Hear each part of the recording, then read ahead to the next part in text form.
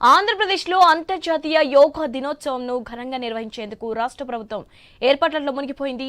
June 21న విశాఖపట్నంలో yoga day కార్యక్రమంను record స్థాయిలో నిర్వహించేందుకు యోగాంధ్ర 2025 పేరుతో ప్రచార కార్యక్రమాలు చేస్తోంది.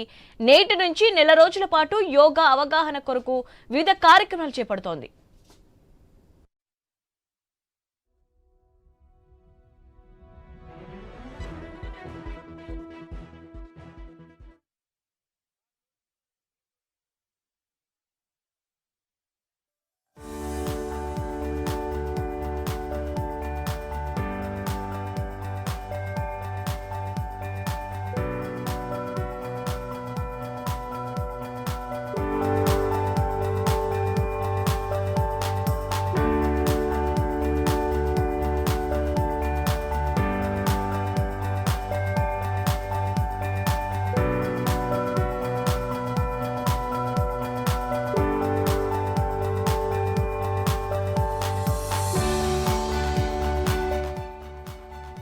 యోగా దేశానికి వారసత్వ సంపద అని భారతదేశ జీవన విధానంలో భాగంగా వస్తుందన్నారు ముఖ్యమంత్రి చంద్రబాబు. ప్రధాని మోదీ కృషితో యోగాకు అంతర్జాతీయ గుర్తింపు వచ్చిందని తెలిపారు.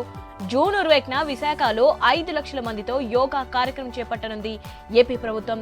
ఆర్కే బీచ్ నుండి భోగాపురం వరకు 5 లక్షల మందితో యోగా కార్యక్రమం నిర్వహించనున్నారు. రాష్ట్రంలో 2 కోట్ల మందికి తగ్గకుండా యోగా కార్యక్రమంలో పాల్గొనేలా ఏర్పాట్లు చేస్తున్నారు.